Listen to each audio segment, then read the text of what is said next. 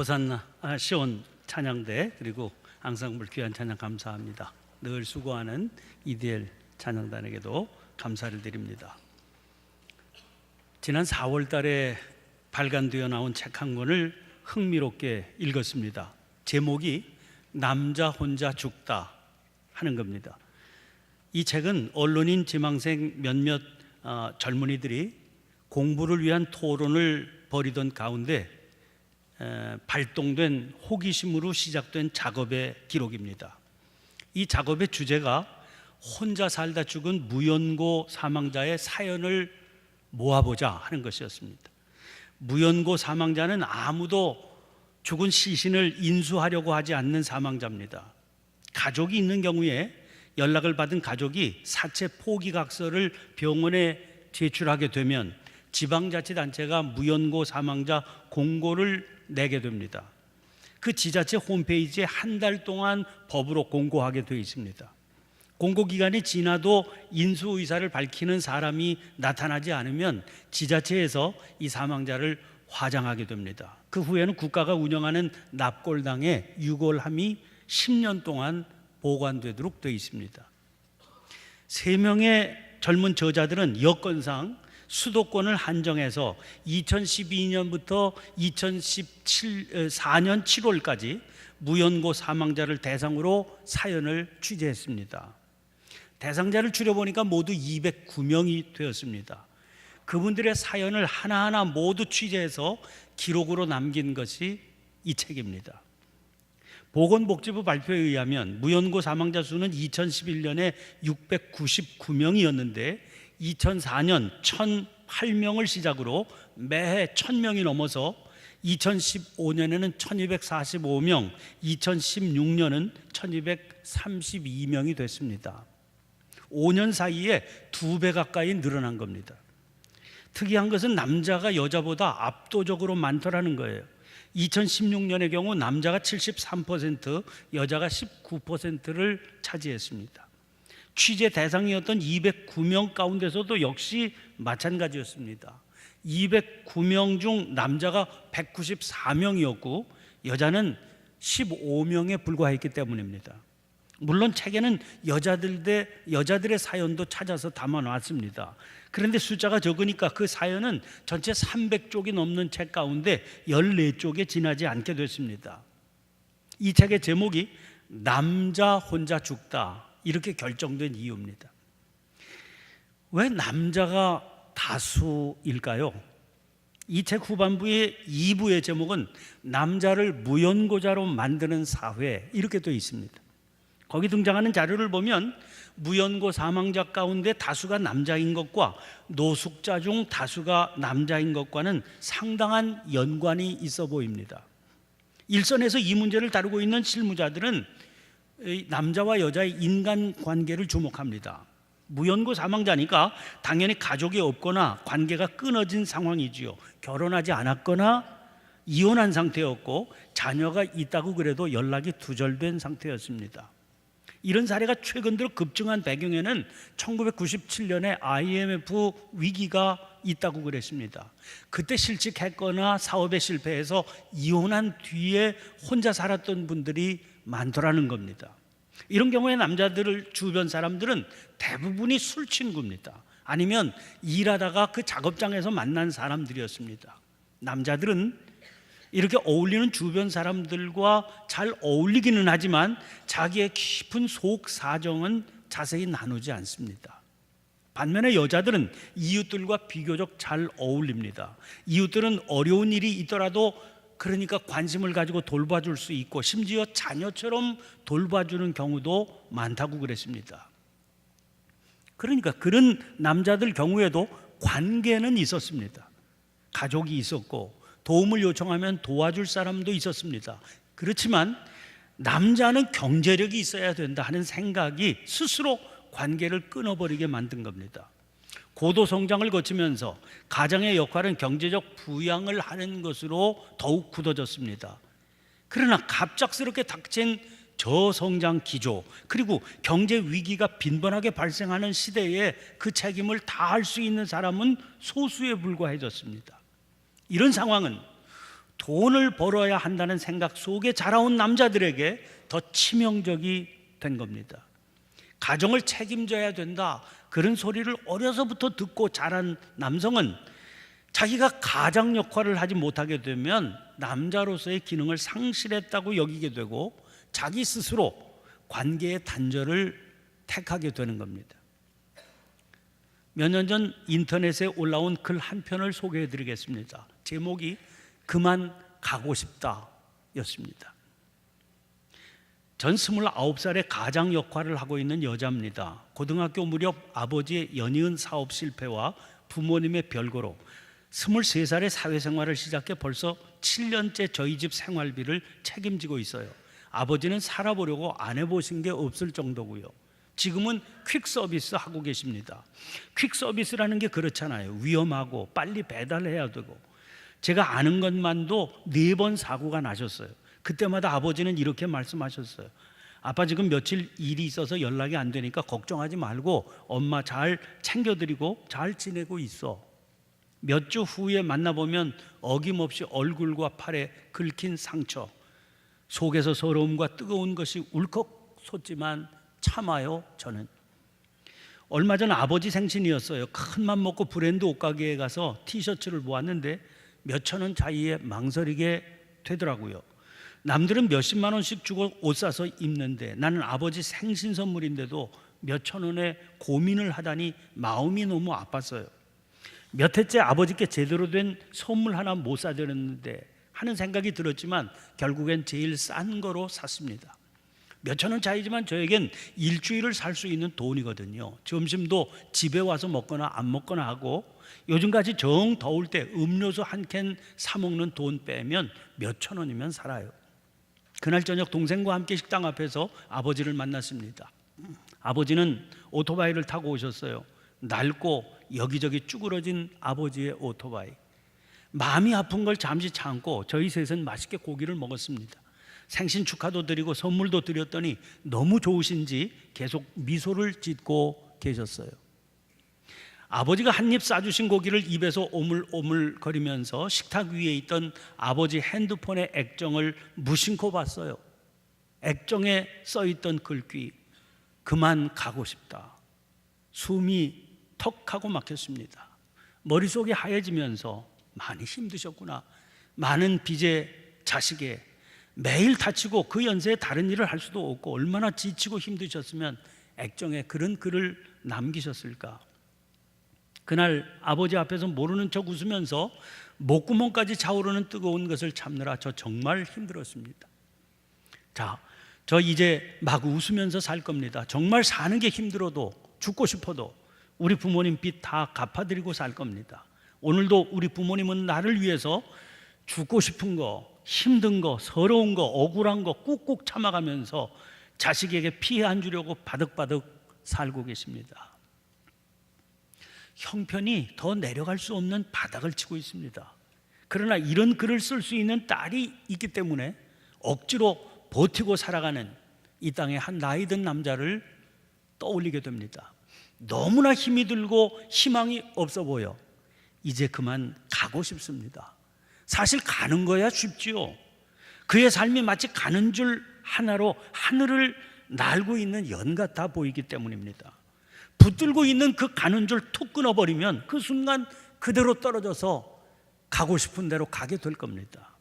그러나 그 가는 줄 하나가 버티게 하는 힘이 얼마나 강한지요.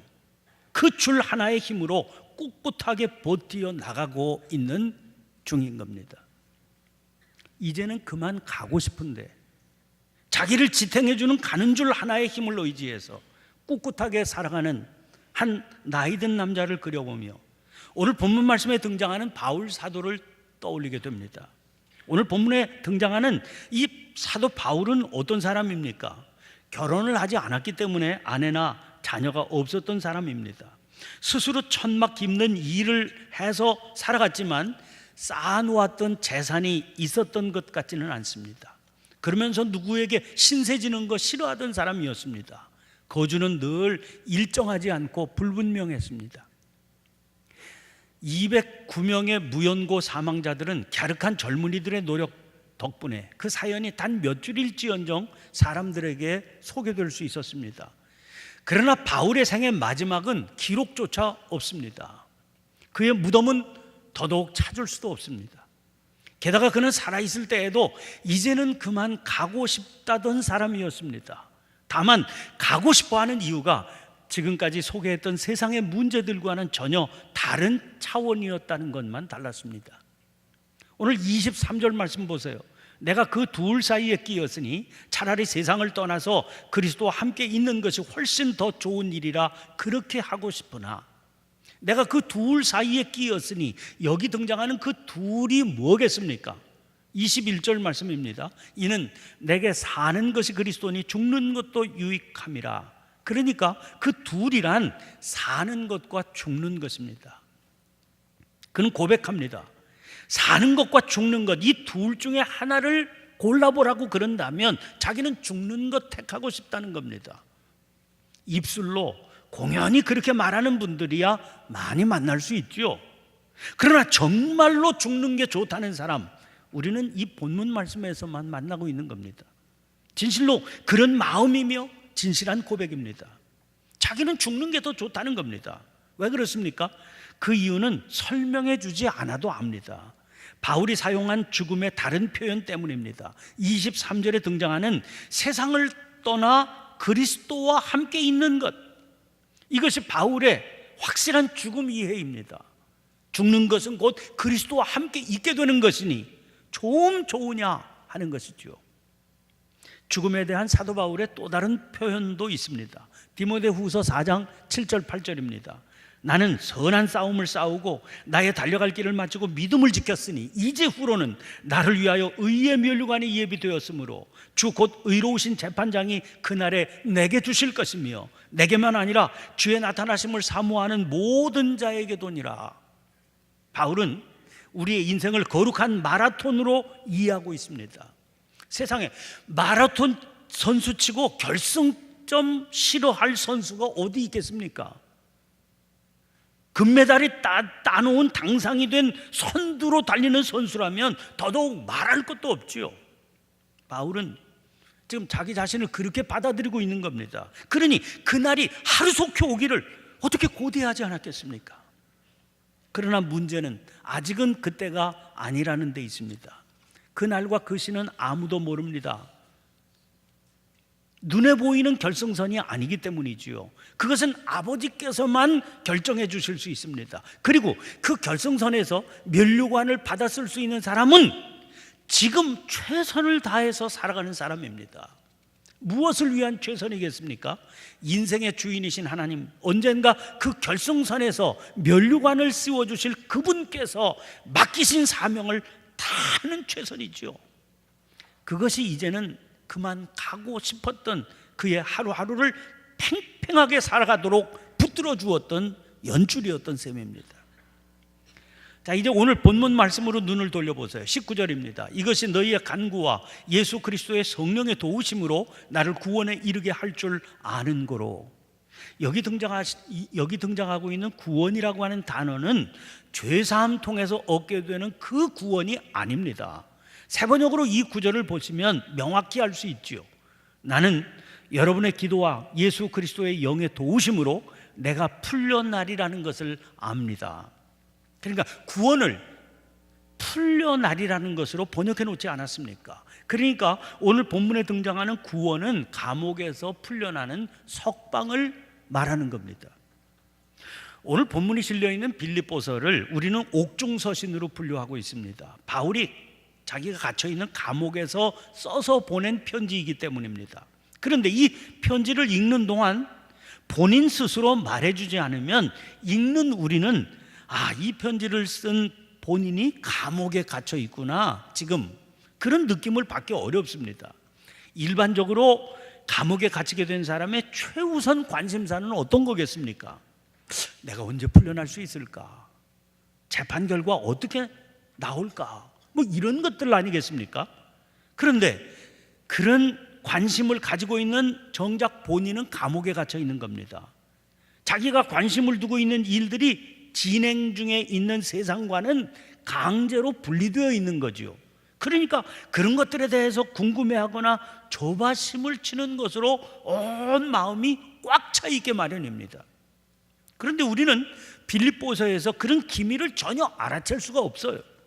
사도 바울이 그런 것에는 아예 관심조차 없었기 때문입니다. 그럴 수밖에 없지요. 죽는 것도 유익하다고 여기던 사람 아닙니까? 차라리 세상 떠나서 그리스도와 함께 있는 것이 훨씬 더 좋은 일이라던 사람입니다.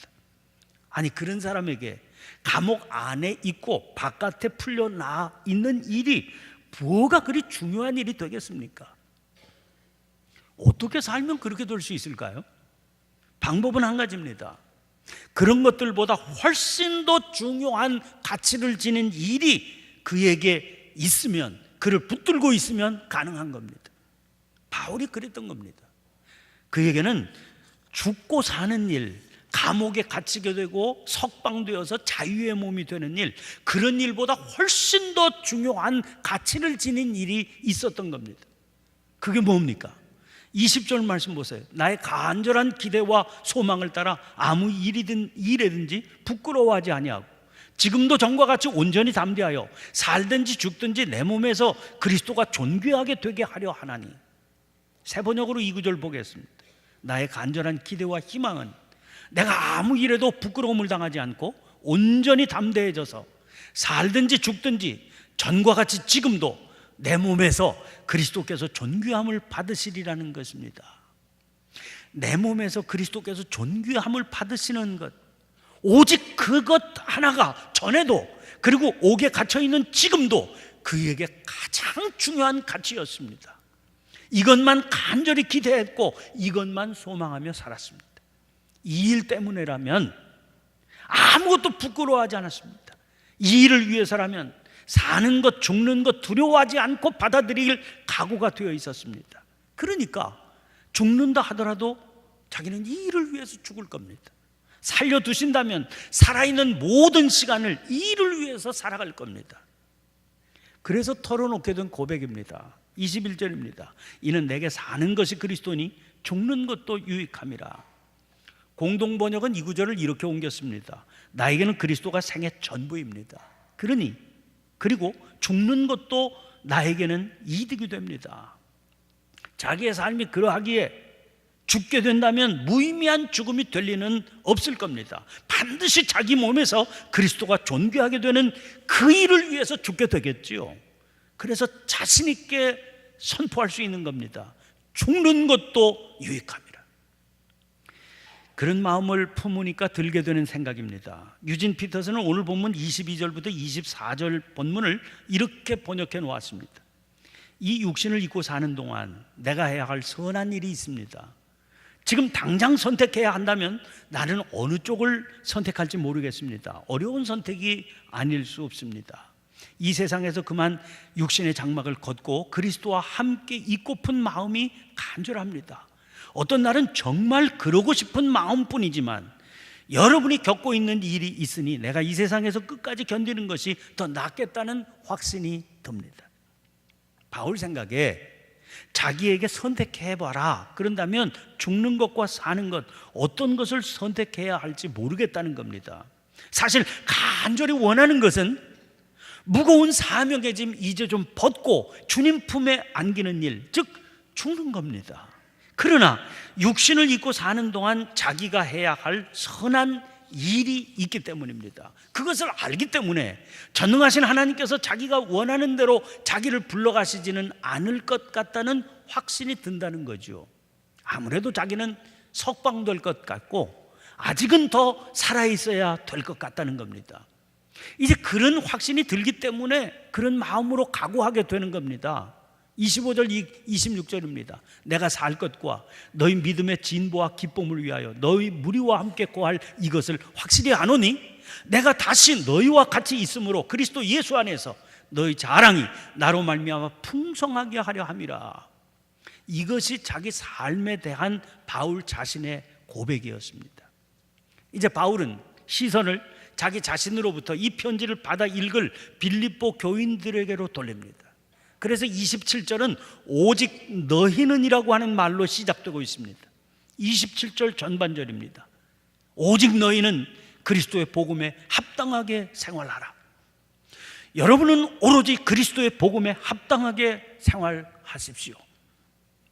지금까지 자기의 마음을 털어놓은 것은 무슨 자기 자랑을 하려는 생각 때문이 아닙니다. 이 편지를 받아 읽는 빌립보 성도들을 위해서였습니다. 그래서 직설적으로 권면하는 겁니다. 오직 너희는 그리스도의 복음에 합당하게 생활하라. 그러면 어떤 게 그리스도의 복음에 합당하게 사는 생활입니까? 그거야 지금까지 설명한 자기를 본받고 따르는 거죠. 이런 삶에는요, 뚜렷한 표징이 따라옵니다. 27절 하반절에 그것을 한 마음으로 서서 한 뜻으로 복음의 신앙을 위하여 협력하는 것이라고 그랬습니다. 그리스도의 복음은 하나입니다. 주님께서 원하시는 방향이나 목표도 그러므로 하나뿐입니다. 그러니까 한 마음 한 뜻으로 나타나야 된다는 겁니다. 그런데 사실 현실은 어떻습니까? 다 다르지 않습니까? 그럴 때 우리가 어떤 반응을 보이게 됩니까? 보통의 경우에는 사람이니까 다 다를 수 있지, 이렇게 당연하게 그 현실을 받아들이지 않습니까? 바울은 그렇게 해서는 안 된다, 그렇게 가르치고 있는 겁니다. 그럼 어떻게 해야 됩니까? 왜 다를까? 이걸 심각하게 생각해야 되는 겁니다. 심각하게 생각한다 하는 것은 자기를 먼저 돌보아야 된다는 겁니다. 이렇게 돌보는 살펴봄의 기준이 있습니다. 복음의 신앙을 위하여입니다. 그러므로 하나님의 말씀에 이 현상을 냉정하게 비추어 보아야 됩니다. 그리고 안타까운 마음으로 기도해야 되는 겁니다. 가장 낮은 자리에 서서 혹시라도 나의 생각, 나의 뜻, 나의 의지, 나의 인간적인 고집이 들어간 것은 아닌가 하는 것을 면밀히 살피라는 겁니다. 30절 말씀 보세요. 너희에게도 그와 같은 싸움이 있으니. 여러분은 내가 하는 것과 똑같은 투쟁을 벌이고 있습니다. 이게 오늘 본문 말씀의 결론입니다. 이 투쟁은 믿음으로 살려고 하는 누구에게나 똑같이 주어진 싸움이거든요. 그래서 빌립보 교인들에게만 주신 가르침이 아닌 겁니다. 이 시대 우리들에게도 동일하게 주어진 가르침이고, 그렇기 때문에 귀담아 듣고 가슴 깊이 새겨두어야 할 가르침이 되는 겁니다. 사랑하는 성도 여러분, 말씀 전하는 첫머리에 소개해드린 책의 저자들은 말합니다. 무연고 사망자들의 사연을 찾아보니까 그 중에는요, 인류대학교 출신의 고위 공직자를 지냈던 그런 이들도 있더라는 거예요. 거대한 기업을 일구었던 유명한 기업인의 아들도 있더라고 그랬습니다. 그런 사례들을 보면서 내리는 결론은 누구든지 그렇게 될 수 있다 그랬습니다. 그래서 그 책의 5장의 제목이 무연사로부터 무연한 사람은 없다, 이렇게 되어 있습니다. 그 말을 붙들고 생각했습니다. 믿음의 눈으로 본다면 무연고로 죽은 것이나 사랑하는 가족의 품에 안겨 죽는 게 뭐가 그리 큰 차이겠습니까? 그래서 그런 차원에서 엄밀히 말한다면 사도 바울도 역시 무연고 사망자로 볼 수밖에 없다, 그렇게 말씀드린 겁니다. 그러나 그의 죽음을 무연고 사망자라 해서 누가 불쌍하다, 무의미하다 그렇게 말하겠습니까? 우리 믿음의 사람들에게 있어서 삶은, 그리고 우리의 죽음은 그런 차원으로 설명할 수 있는 것이 아니고, 그렇게 설명해서도 안 되는 겁니다. 그런 의미에서 이것은 치열한 싸움입니다. 자기의 존엄한 가치를 지키기 위한 싸움이지요. 그리고 그 싸움의 성패를 바울에게서 배워야 합니다. 그래서 묻게 되는 겁니다. 지금 우리는 과연 무엇을 위해서 살고 있는 겁니까? 과연 우리가 이 땅에 더 살아 있어야 될 무슨 이유가 우리에게 있는 겁니까? 그리고 우리 생애의 마지막 순간 우리를 기다리고 있는 것은 도대체 무엇이겠습니까? 기도하겠습니다. 은혜로우신 하나님, 겉으로는 멀쩡한 삶을 살고 있어도 저희들이 얼마나 허약한 존재인지를 알게 해 주옵소서. 멀쩡하게 보인다는 것은 사실은 아무런 근거도 없는 허풍인 것을 고백합니다. 이런 저희들에게 주님 안에서 살아갈 수 있는 기회를 주시니 감사드립니다. 주님 안에 있으면서 깨닫게 된 진정한 쉼과 삶의 풍성한 열매들을 고백합니다. 이 고백적 삶에서 벗어나는 일이 없도록 도와주옵소서. 또한 이 삶을 모든 이웃들을 향해서 힘있게 증거하는 은혜도 허락해 주시옵소서. 그래서 소망도 없고 방향도 모르는 이 세상이 저희들을 통해서 진정한 소망을 깨달을 수 있도록 도와주옵소서. 맡기신 사명 때문에 온전한 하나가 되게 하시는 예수님 이름으로 기도하옵나이다. 아멘. 아멘. 우리 모두